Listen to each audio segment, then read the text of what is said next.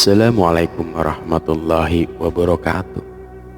Semoga kalian dalam keadaan sehat lahir batin dan semoga selalu dalam lindungan Allah Subhanahu wa ta'ala. Amin amin ya rabbal alamin. Abu Nawas sedang berjalan-jalan santai.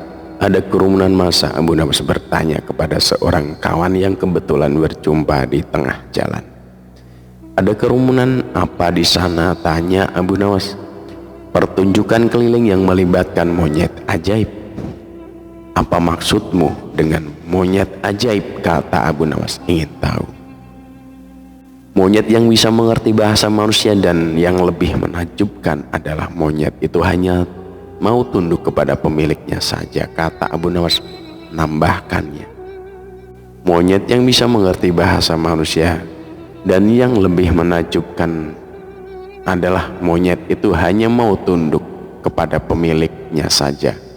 Kata kawan Abu Nawas menambahkan. Abu Nawas makin tertarik. Ia tidak tahan untuk menyaksikan kecerdikan dan keajaiban binatang raksasa itu.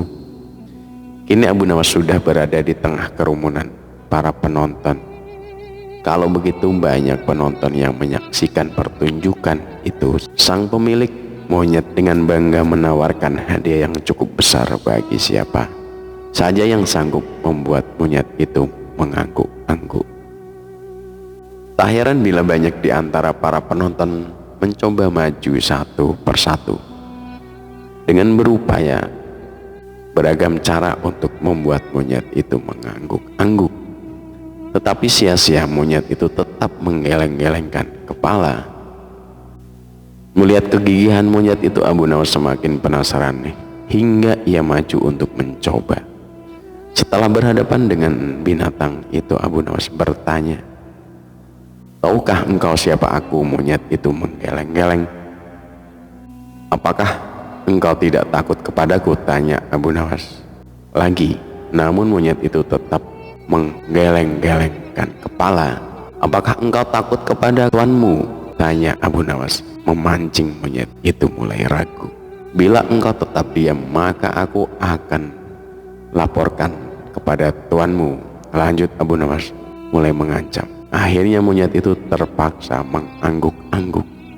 Atas keberhasilan Abu Nawas membuat monyet itu mengangguk-angguk, maka ia mendapat hadiah berupa uang yang banyak. Bukan main marah pemilik monyet itu hingga ia memukuli binatang yang malang itu. Pemilik monyet itu malu bukan kepalang. Hari berikutnya ia ingin menebus kekalahannya. Kali ini ia melatih monyetnya mengangguk-angguk. Bahkan ia mengancam akan menghukum berat monyetnya bila sampai bisa dipancing penonton mengangguk-angguk, terutama oleh Abu Nawas. Tak peduli apapun pertanyaan yang diajukan, saat-saat yang dinantikan tiba. Kini para penonton yang ingin mencoba harus sanggup membuat monyet itu menggeleng-gelengkan kepala. Maka seperti hari sebelumnya, banyak para penonton tidak sanggup memaksa monyet itu menggeleng-gelengkan kepala. Setelah tidak ada lagi yang ingin mencoba, Abu Nawas maju. Ia mengulai pertanyaan yang sama. "Tahukah engkau siapa daku?" Monyet itu mengangguk-angguk. "Apakah engkau tidak takut kepadaku?" Monyet itu tetap mengangguk-angguk. "Apakah engkau tidak takut kepada tuanmu?" pancing Abu Nawas. Monyet itu tetap mengangguk-angguk karena binatang itu lebih takut terhadap ancaman tuannya daripada Abu Nawas. Akhirnya Abu Nawas mengeluarkan bungkusan kecil yang berisi balsam panas. "Tahukah engkau apa guna balsam ini?" Monyet itu tetap mengangguk-angguk.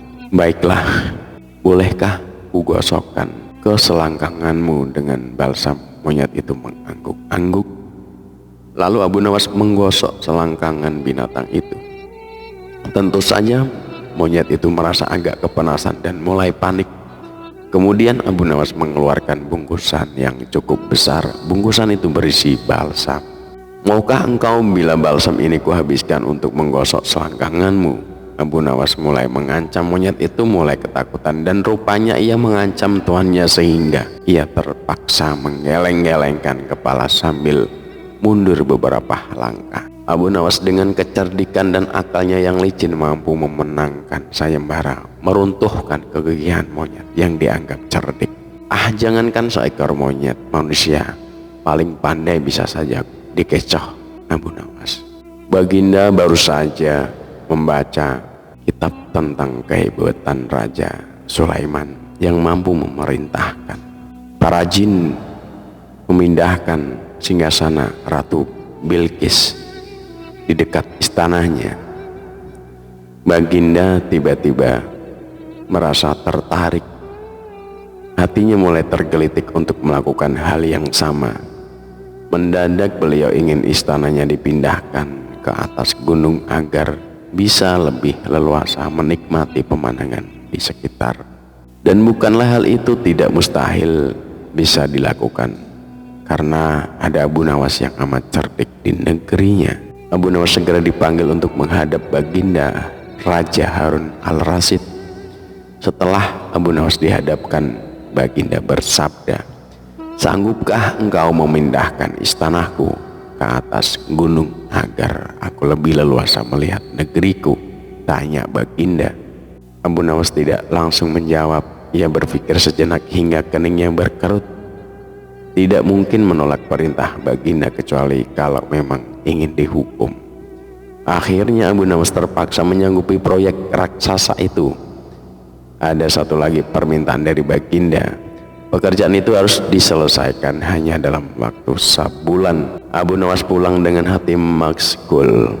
Setiap malam ia hanya berteman dengan rembulan dan bintang-bintang. Hari-hari dilewati dengan kegunahan. Tak ada hari yang lebih berat dalam hidup Abu Nawas kecuali hari-hari ini. Tetapi pada hari ke-9 ia tidak lagi merasa gundah gulana. Keesokan harinya Abu Nawas menuju istana. Ia menghadap Baginda untuk membahas pemindahan istana. Dengan senang hati Baginda akan mendengarkan apa yang diinginkan Abu Nawas. "Ampun tuanku, hamba datang ke sini hanya untuk mengajukan usul untuk memperlancar pekerjaan hamba nanti," kata Abu Nawas. "Apa usul itu?" "Hamba akan memindahkan istana Paduka yang mulia tepat pada hari Raya Idul Korban yang kebetulan hanya kurang 20 hari lagi." "Kalau hanya usulmu, baiklah," kata Baginda. Satu lagi Baginda, Abu Nawas menambahkan. "Apalagi?" tanya Baginda. "Hamba mohon Baginda menyembelih 10 ekor sapi yang gemuk untuk dibagikan langsung kepada fakir miskin," kata Abu Nawas. "Usulmu kuterima," kata Baginda menyetujui. Abu Nawas pulang dengan perasaan riang gembira. Kini tidak ada lagi yang perlu dikhawatirkan. Toh nanti bila waktu sudah tiba, ia pasti akan dengan mudah memindahkan istana Baginda Raja. Jangankan hanya memindahkan ke puncak gunung, ke dasar samudera pun Abu Nawas sanggup. Desas-desus mulai tersebar ke seluruh pelosok negeri. Hampir semua orang harap-harap cemas, tetapi sebagian besar rakyat merasa yakin atas kemampuan Abu Nawas, karena selama ini Abu Nawas belum pernah gagal melaksanakan tugas-tugas aneh yang dibebankan di atas pundaknya. Namun ada beberapa orang yang meragukan keberhasilan Abu Nawas kali ini. Saat-saat yang dinanti-nantikan tiba. Rakyat berbondong-bondong menuju lapangan untuk melakukan sholat hari raya Idul Korban. Dan seusai sholat, 10 sapi sumbangan Baginda Raja disembelih lalu dimasak, kemudian segera dibagikan kepada fakir miskin. Kini giliran Abu Nawas yang hanya melaksanakan tugas berat itu. Abu Nawas berjalan menuju istana, diikuti oleh rakyat. Sesampai di depan istana, Abu Nawas bertanya kepada Baginda Raja, "Ampun tuanku yang mulia, apakah istana sudah tidak ada orangnya lagi?" "Tidak ada," jawab Baginda Raja singkat.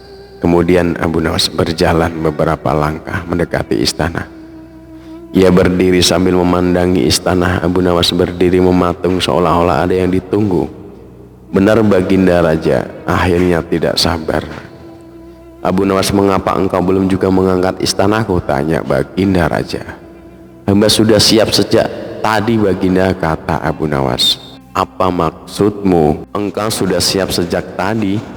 "Kata engkau sudah siap. Lalu apa yang engkau tunggu?" tanya Baginda masih diliputi perasaan heran. "Hamba menunggu istana Paduka yang mulia diangkat oleh seluruh rakyat yang hadir untuk diletakkan di atas pundak hamba.